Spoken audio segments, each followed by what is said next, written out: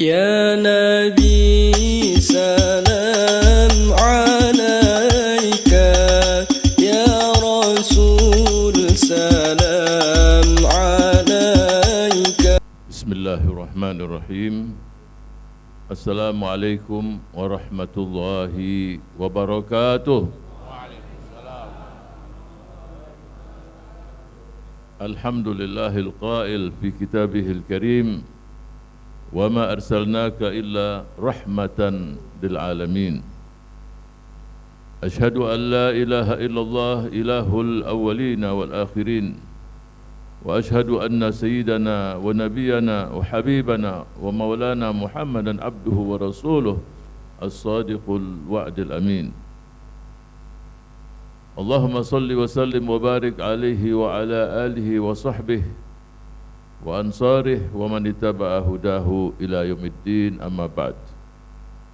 Allahumma la sahla illa ma ja'altahu sahla wa anta taj'alul hazna idza syi'ta sahla. Alhamdulillah wa syukru lillah wa la hawla wa la quwata illa billah. Kita bersyukur pada Allah, pagi menjelang siang ini kita dipertemukan di Markas Dakwah DPP Partai Keadilan Sejahtera. Yang saya cintai dan saya hormati para pecinta Rasul sallallahu alaihi wasallam, yang pasti kehadiran kita di sini didorong ada motivasi mahabbatur Rasul sallallahu alaihi wasallam. Wabil khusus para habaib, para ulama, Dewan Pimpinan tingkat pusat Partai Keadilan Sejahtera, Wakil Ketua Majelis Syura Dr. Hidayat Nur Wahid, dan seluruh jajaran pimpinan, Presiden Partai, dan para habaib, wabil khusus Habib Zain bin Smith yang tadi sudah menyampaikan, dan kelihatannya Bakti Antum sudah mulai low katanya, ini juga perlu dicas ini. Habib Hud dan para habaib yang lain, para tokoh, para ulama, dan tadi juga yang menyampaikan Gus Aam Wahab tadi sudah menyampaikan speednya dan pidatonya. Kemudian tadi sudah menyampaikan juga pidato di tengah-tengah kita para pimpinan MUI DKI tadi, Kiai Munahar Mukhtar, jazakumullah khair, memberikan kita semangat, dan kiai-kiai yang lain yang saya tidak sebutkan satu persatu. Kelihatannya supaya baterai antum naik, kita akan berikan pantun dulu. Lain wajah-wajah yang wajah-wajah seni semua ini. Jadi kita kasih pantun dulu. Jadi santri harus bisa azan. Antum jawab dong, jangan diam aja. Harus pula bisa selawatan. Jadi Jakub azan, selawatan juga harus bisa juga. Maulid Nabi mari kita rayakan. Untuk ambil contoh kita tauladani. Mantap. Petang hari sang surya redup. Redup alamat harikan hujan. Jadi udah redup alamat hujan kan. Tapi dari tadi redup nggak hujan-hujan juga ini. Antum jangan cari hujan yang lain, ini hujan beneran. Orang kadang-kadang kalau nggak fulus nggak hujan juga. Ini hujan beneran. Redup alamat harikan hujan. Banyaklah hidup perkara hidup. Hidup Muhammad menjadi tauladan.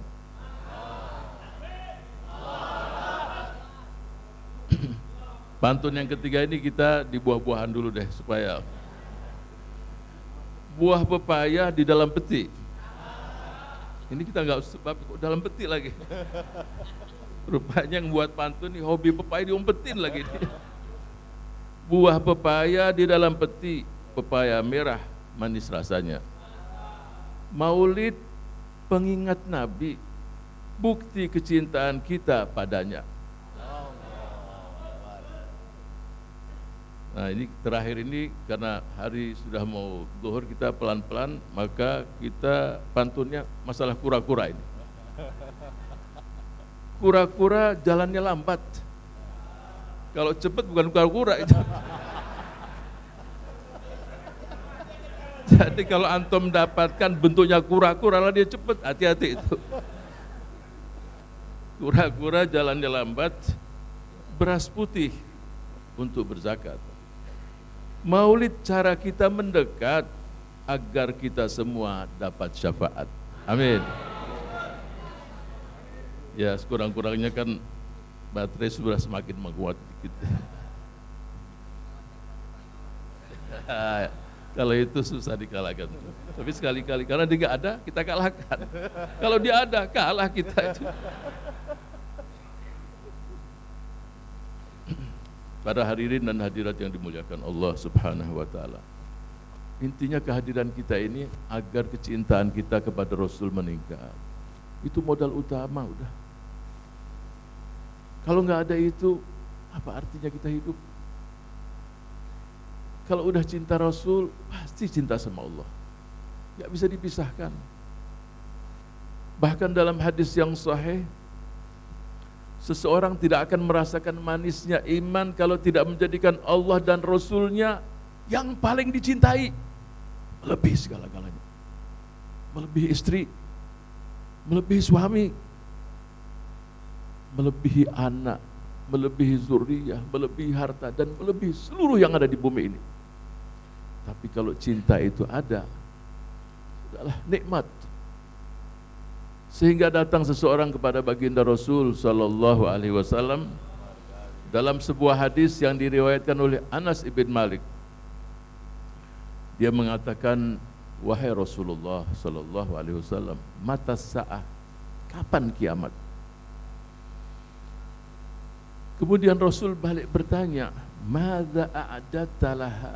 Apa yang kamu sudah siapkan untuk kiamat nanti? Orang tadi mengatakan, enggak ada wahai Rasul. Amal juga dikit. Yang ada di hatiku adalah cinta Allah dan cinta Rasul. Apa sabda Rasulullah sallallahu alaihi wasallam? Anta ma'aman ahbabta. Engkau beserta dengan orang-orang yang kau cintai. Yang ingin saya garis bawahi adalah ungkapan Anas ibn Malik radhiyallahu anhu. Dia katakan, ma farihna bi syai'in farahana bi qauli Rasul sallallahu alaihi wasallam anta ma'aman ahbabta. Anas ibn Malik mengatakan, ma farihna, kami tidak pernah bahagia sebahagia ketika Rasul mengatakan engkau beserta dengan orang-orang yang kau cintai. Apa alasan Anas bin Malik? Amalku gak mungkin seperti amal Rasul.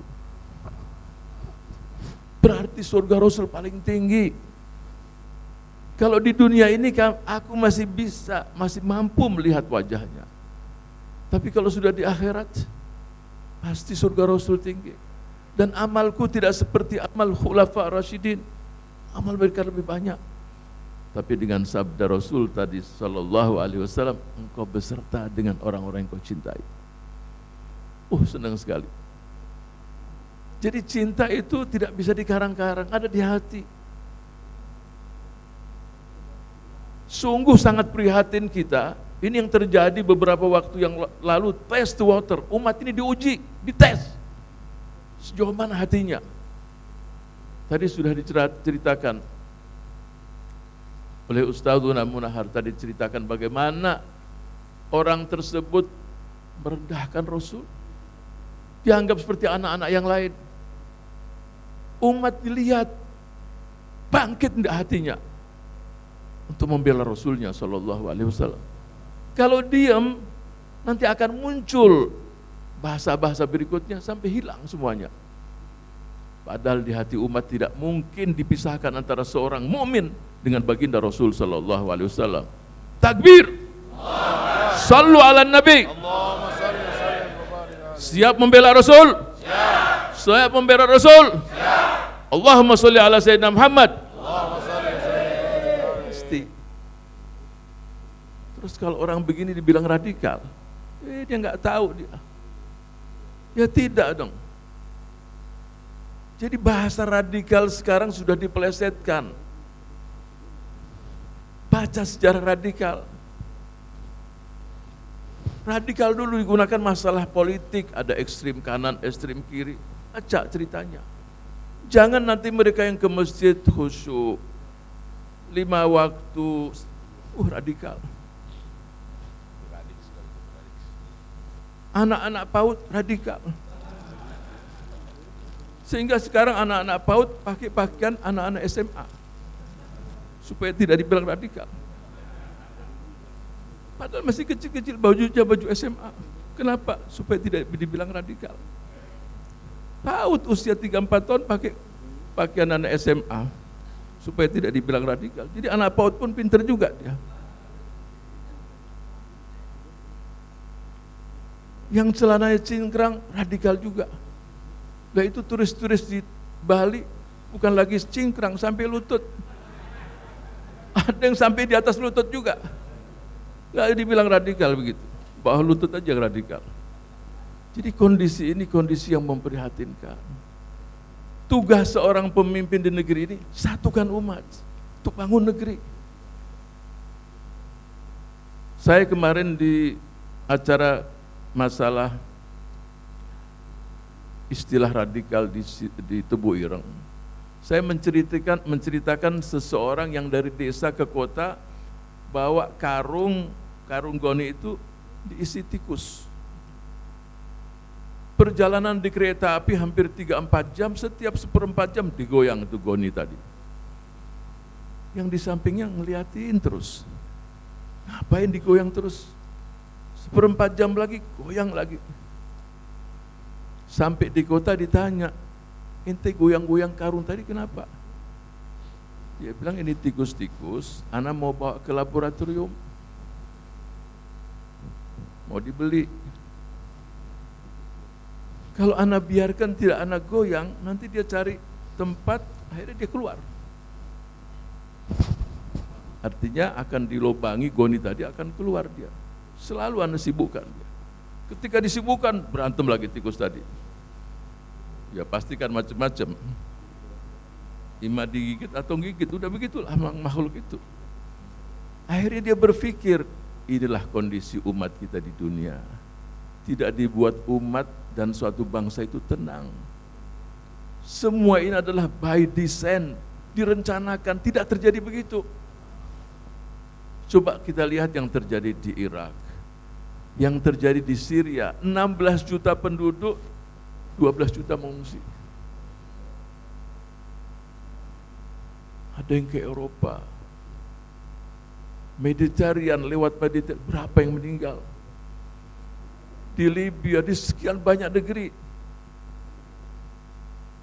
Bahkan di negara kita sendiri kita rasakan. Siapa sih sipulan nggak tahu juga sejarah yang muncul dengan merendahkan martabat Rasul, seorang yang paling dicintai oleh Allah dan dihormati oleh umat Islam.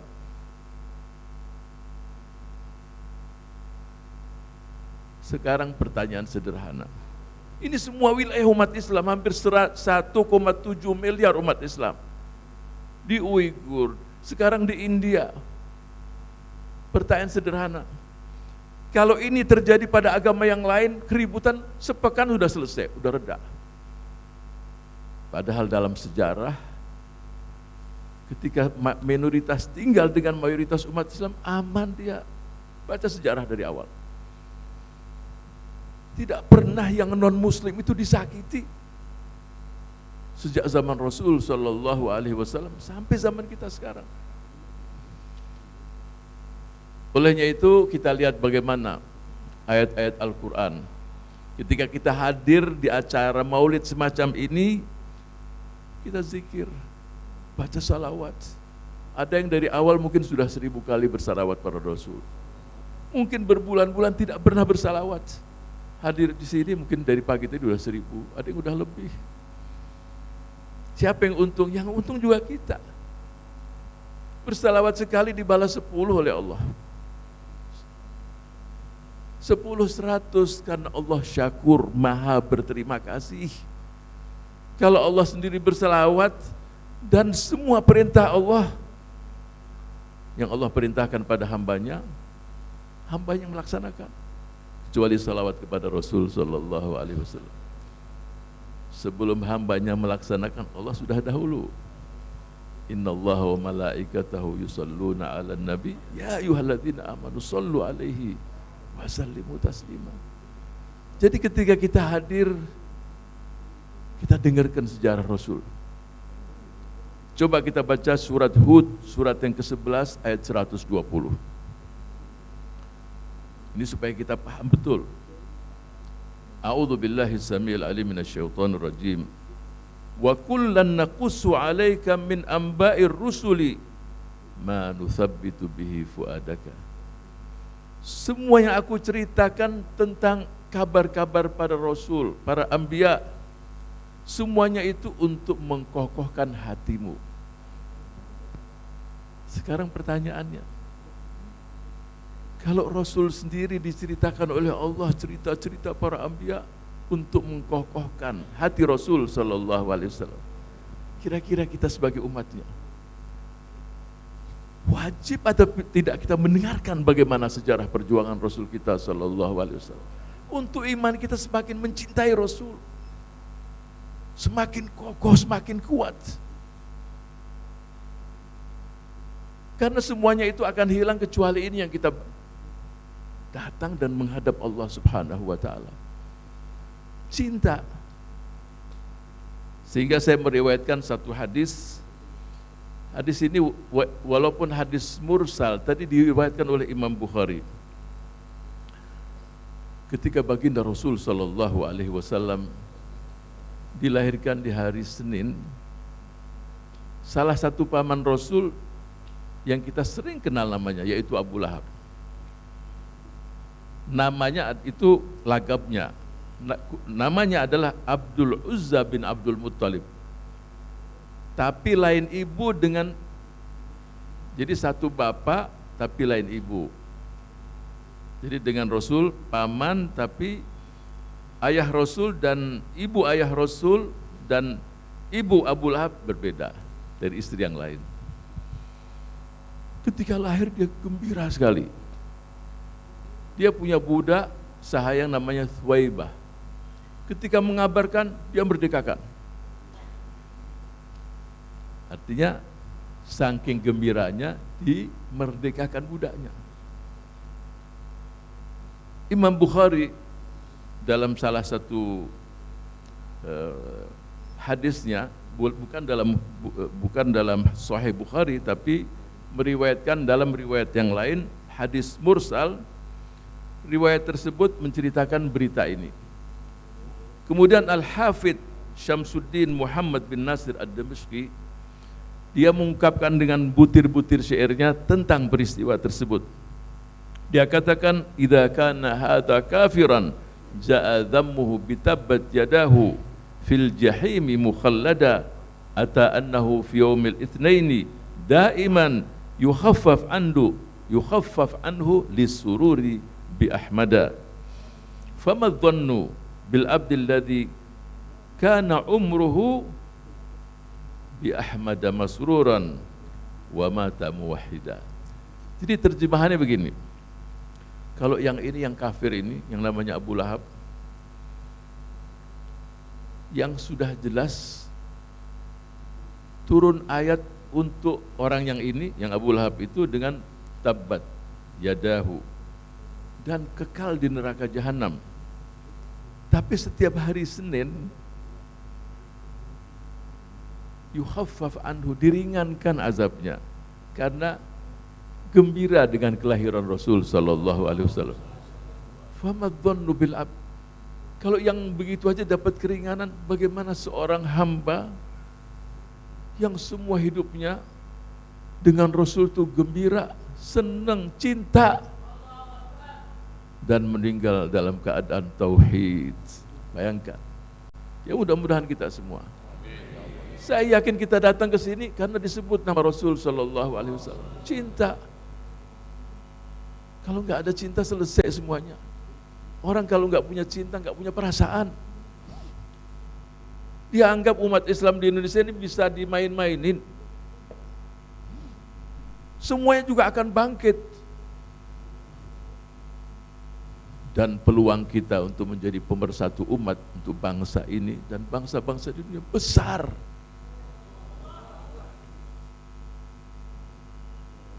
Ustadz, memang ada peluang? Ada. Dan itu yang saya singgung kemarin di Tebu Ireng. Bangsa ini, umat ini pernah dipimpin oleh bangsa-bangsa Arab ratusan tahun, 607 tahun. Ottoman sekian juga, hampir 400-500 tahun.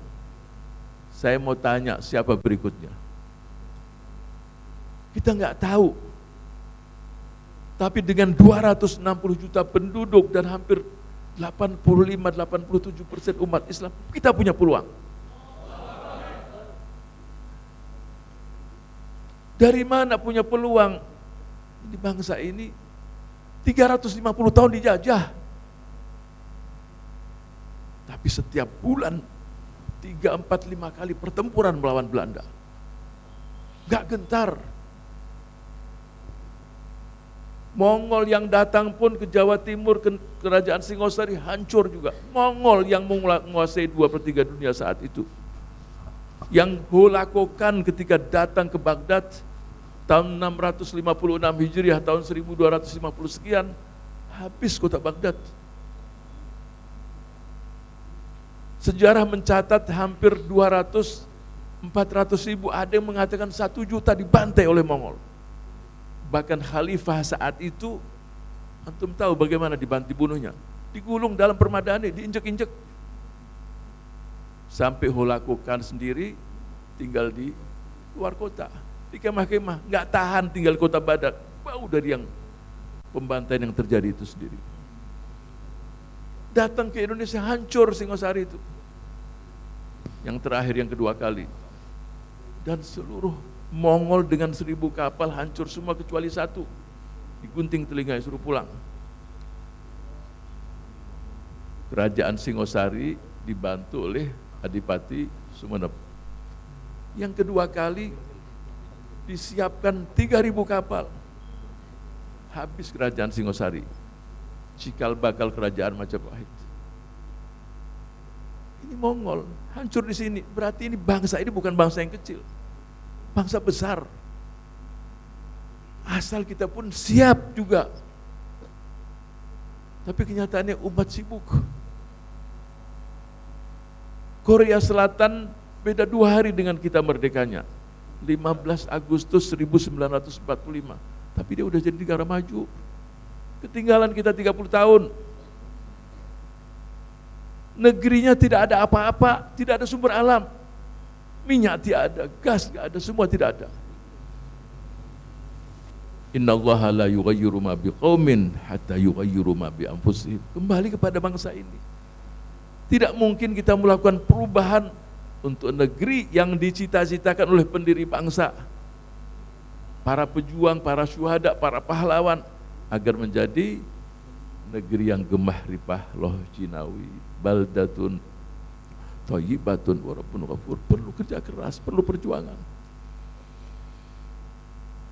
Kemudian saya teringat juga firman Allah Subhanahu wa taala di dalam ayat yang lain. Di surat Yunus, surat ke-10 ayat 58. Qul bi fadlillahi wa bi rahmatihi fabidzalika falyafrahu huwa khairun mimma yajma'un. Katakanlah wahai Muhammad, bi fadlillah, dengan karunia Allah dan rahmatnya, fabidzalika, dengan keduanya itu hendaknya mereka bergembira, dan itu lebih bagus daripada yang mereka kumpulkan. Sekarang saya mau tanya, adakah rahmat yang melebihi rahmat Rasul? Wa ma arsalnaka illa. Jadi rahmat yang paling besar itu diturunkannya Rasul untuk umat ini. Gembira kita, gembira kita ikuti sunnahnya, kita cinta sama dia, kita kerjakan perintahnya, kita jauhi larangannya. Semua itu membuat kita, bukti kita gembira karena kita ikuti apa yang diajarkan oleh baginda Rasul sallallahu alaihi wasallam. Mungkin sebahagian kita tidak terlintas di hati, kok dilahirkan hari Senin? Kenapa di bulan Rabiul Awal? Ini muncul pertanyaan. Sebagai seseorang yang ingin tahu, pasti kan ada hikmatnya. Kok hari Senin ya? Gak hari Selasa, Rabu, Kamis, Jumat, atau hari Jumat? Kok nggak dilahirkan bulan Ramadan? Kan bulan mulia. Atau Ashhurul Hurum, Dzulqa'dah, Dzulhijjah, Muharram, Rajab. Ini bulan-bulan ini dikenal sebelum Rasul. Dan mulai sangat familiar diketahui oleh bangsa Arab ketika kakek Rasul yang kelima, Kilab bin Murrah. Ini sangat masif dan diketahui oleh bangsa Arab. Sebelumnya nama-namanya macam-macam. Tapi di kakek Rasul yang kelima, jadi bulan-bulan ini disesuaikan dengan zamannya. Ramadan, suasana panas saat itu, dikasih Ramadan. Jadi sesuai. Rabi, musim semi.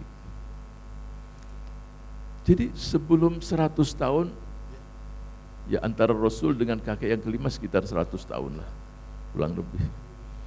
Antara Rasul kita sallallahu alaihi wasallam sampai ke Nabi Ibrahim, itu kakek yang ke-30 Nabi Ibrahim. Antara Nabi Ibrahim ke Nabi Nuh, itu kakek yang ke-8. Antara Nabi Nuh sampai Nabi Adam, kakek yang ke-8. Jadi antara Rasul sampai Nabi Adam alaihissalam, Nabi Adam alaihissalam itu kakek yang ke-47. Ustaz tahu dari mana? Ya ada silsilahnya itu dibaca. Pakar sejarah menyebutkan fulan terus sampai ke sana. Cuma usia mereka dan kita beda. Di zaman Nabi Nuh berdakwah saja berapa tahun? 950 tahun. Dakwah siang malam. Semua tata cara dan teknologi metode dakwah dia kuasai. Ini umatnya setiap Nabi Nuh berdakwah alaihissalam berdakwah, ditutup lagi telinganya. Antum kalau pidato terus masyarakat tutup telinga, bagaimana caranya? Nanti mau gitu, anak pulang aja dah. Udah datang capek-capek, udah nggak pakai amplop, pakai tutup telinga lagi. Tapi Nabi Nuh nggak, tenang aja dia. Ditutup telinganya, dia gunakan bahasa isyarat. Bahasa isyarat yang masyarakat paham. Tapi apa yang terjadi ketika Nabi Nuh menggunakan bahasa isyarat, muka mereka ditutup. Mereka tutup pakai apa? Yang jelas bukan pakai sarung lah, masyarakatnya mungkin nggak sarungan lain lagi. Tapi ditutup. Itu pun dia sampaikan 950 tahun. Kalau berdakwah 950 tahun, kira-kira usia mereka berapa coba? Ribuan tahun. Jadi wallahu alam sampai Nabi Adam dari sekarang mungkin bisa, enggak tahu, mungkin sekitar 100.000 tahun. Padahal dunia ini, usia dunia yang kita tinggali sekarang ini sekitar 14 miliar tahun di dunia ini. Saya kembali kepada pertanyaan yang tadi, Ustaz, kenapa hari Senin? Kenapa di bulan Rabiul Awal? Para ulama kita menjelaskan, tapi tetap kita katakan wallahu alam, Allah Maha tahu. Tapi antum tahu, di dalam hadis Muslim, Allah menciptakan asyajara yaumal isnain. Jadi syajar itu semua yang kaitan dengan tumbuh-tumbuhan diciptakan di hari Senin. Disitulah kehidupan manusia yang namanya padi, gandum, tumbuh-tumbuhan, semua yang namanya syajar dengan sekian, itu diciptakan oleh Allah hari Senin. Disitulah sumber kehidupan, disitulah dilahirkan Rasul sallallahu alaihi wasallam. Bahkan baginda Rasul mengatakan, kenapa disunahkan puasa hari Senin? Rasul menjelaskan di situ, yauma wulidtu, aku dilahirkan hari Senin, dan bi'tsatur Rasul juga hari Senin, dan diturunkan wahyu juga hari Senin. Coba. Kenapa di bulan Rabiul Awal? Padahal ada bulan-bulan yang lebih agung. Ulama kita menjelaskan, Kalau dilahirkan di bulan Ramadan seakan-akan Rasul itu agung nempel dengan bulan Ramadan. Tidak. Kenapa tidak dalam Ashhuril Haram? Seakan-akan Rasul kita sallallahu alaihi wasallam bertambah martabat karena nempel di bulan-bulan yang dikenal dan sangat masyhur.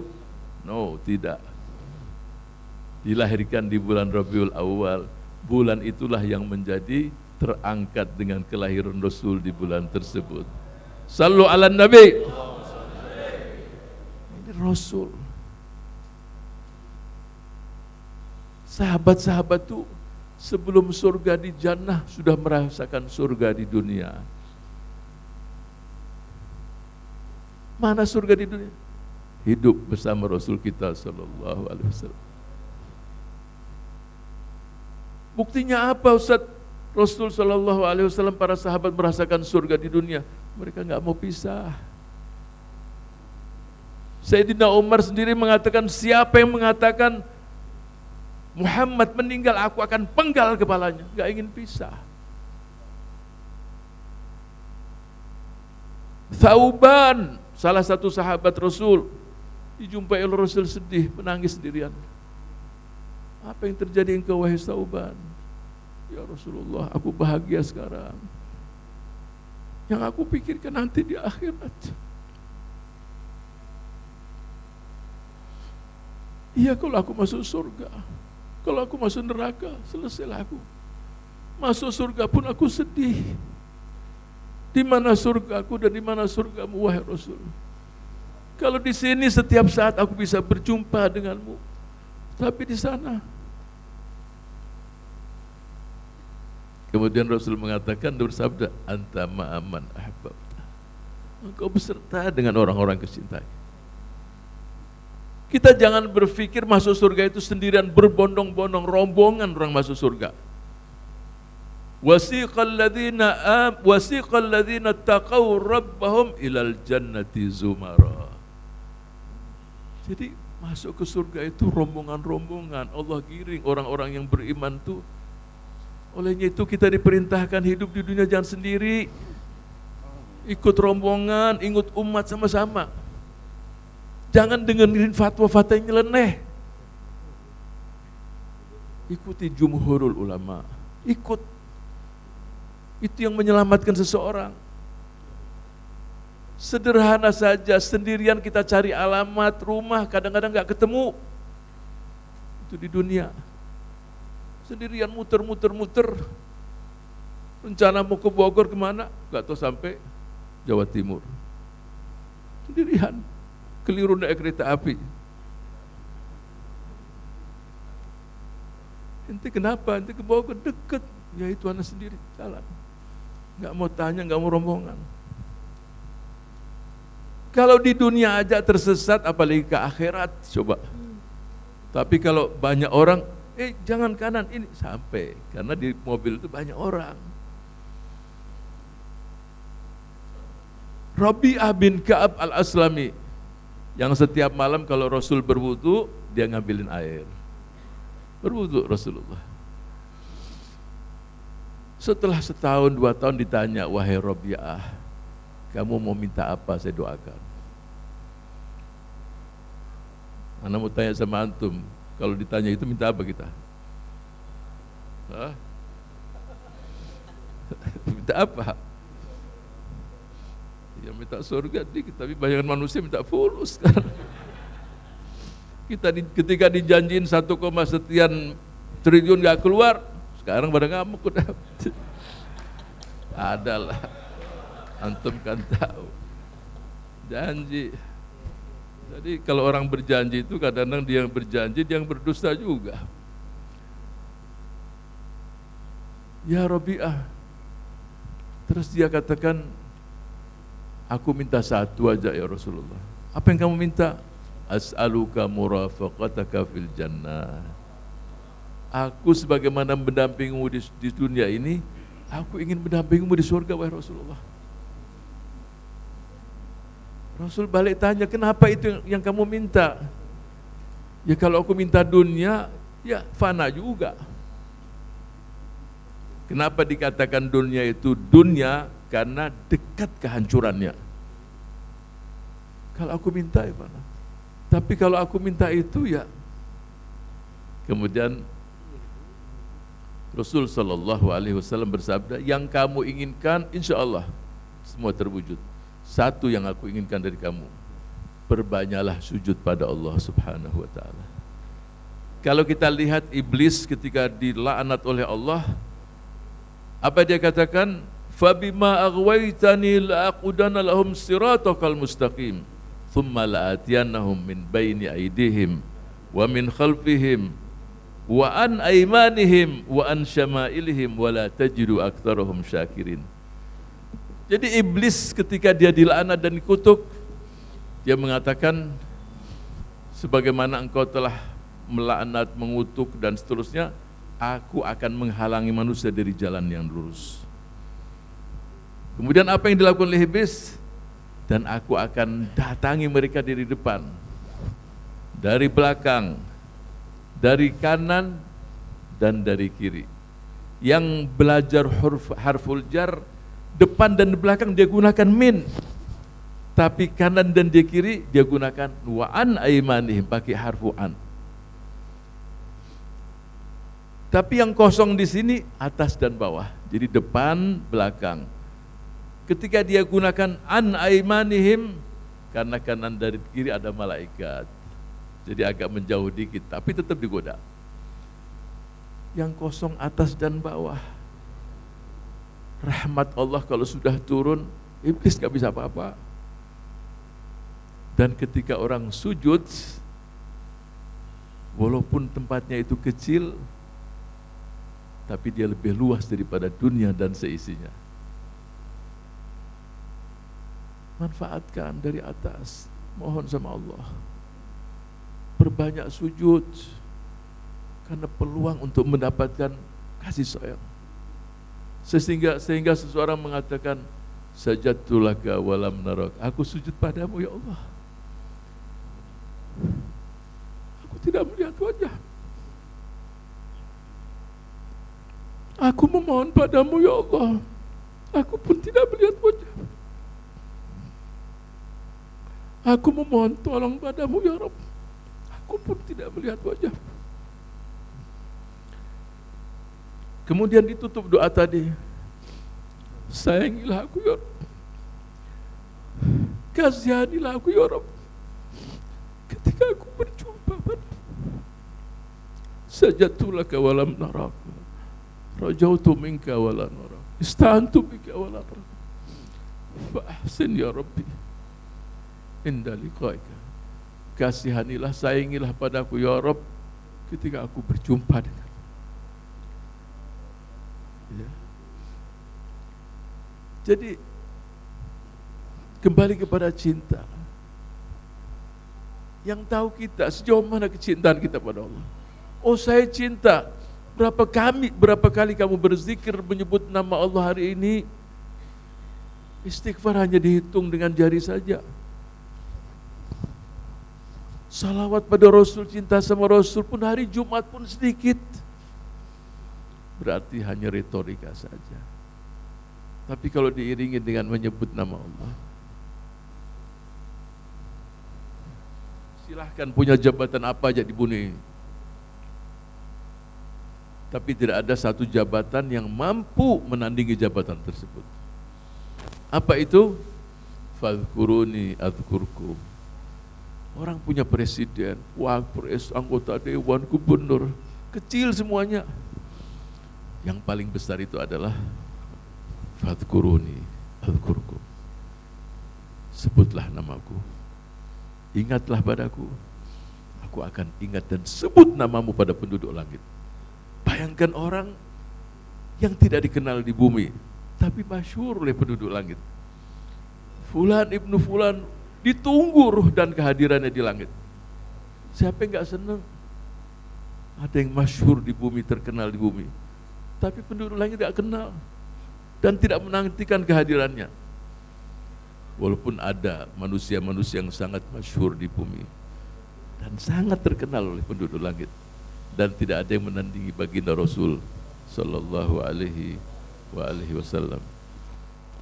Jadi hari Senin, bulan Rabiul Awal, bulan yang sangat malam siangnya juga sejuk, banyak hikmah-hikmah yang kita dapati dengan kelahiran Rasul Sallallahu Alaihi Wasallam. Alam semesta bergembira semua, daun-daunan semua kehadiran Rasul.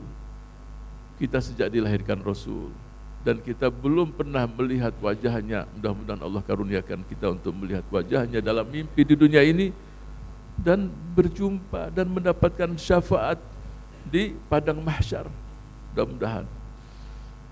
Hadirin dan hadirat pencinta Rasul Sallallahu Alaihi Wasallam, saya tidak ingin perpanjang lebar, waktu sudah mendekati 11:30, tapi yang kita inginkan di sini dan mudah-mudahan kehadiran kita di Maulidur Rasul Sallallahu Alaihi Wasallam, semangat kecintaan kita kepada baginda Rasul semakin bertambah. Cintaan kepada Allah, kecintaan kepada Rasulnya, kecintaan kepada umat. Irhamu man fil ardi, yarhamukum man fis sama. Apa saja yang bisa kita lakukan, lakukan. Waf'alul khair, buatlah kebaikan. Sehingga satu ungkapan adalah satu ungkapan yang sangat indah. Kita sering berjabatan dengan seseorang. Tangan kita yang mengangkat seseorang lagi terluka, lagi terjatuh, lagi sulit, ini tangan mengangkat. Jauh lebih bagus daripada 1000 tangan menjabat kita ketika kita datang di suatu daerah. Orang jatuh, miskin, susah, kita sapa, kita angkat. Jauh lebih bagus.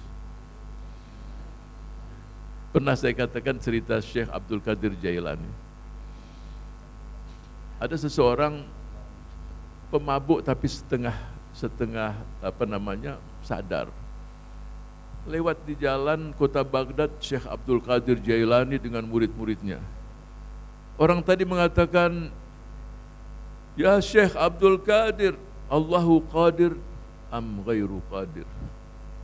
Jadi walaupun mabuk masih bersajak pula lah bahasa ini. Luar biasa. Lain ya.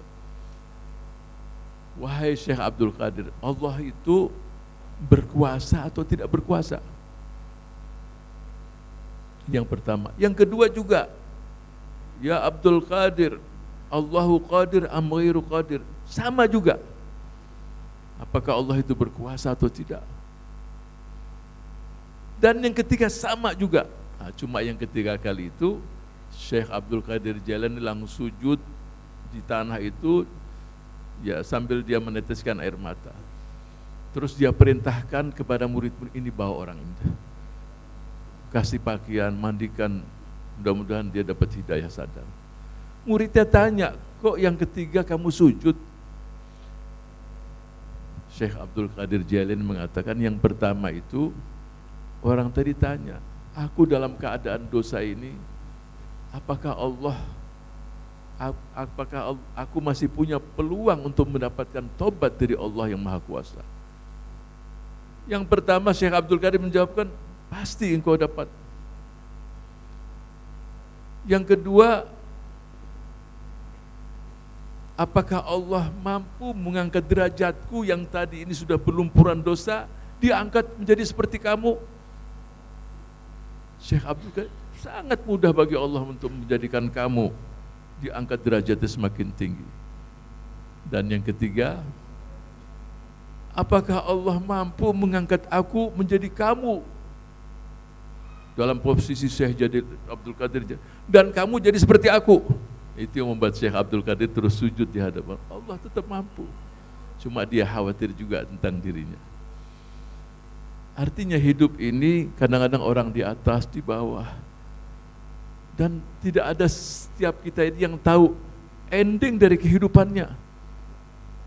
Walaupun kita memohon pada Allah husnul khatimah, jaga manusia antara harapan dan perasaan takut. Harapan mendapatkan rahmat Allah dan surga, takut juga dicabut kenikmatan yang Allah berikan. Nah, mudah-mudahan kehadiran di sini, kecintaan kepada Allah Rasul meningkat, amal kita pun meningkat, dan mudah-mudahan Allah jadikan negeri kita ini mendapatkan pemimpin-pemimpin yang cinta negeri dan cinta rakyat dan cinta dan, ya.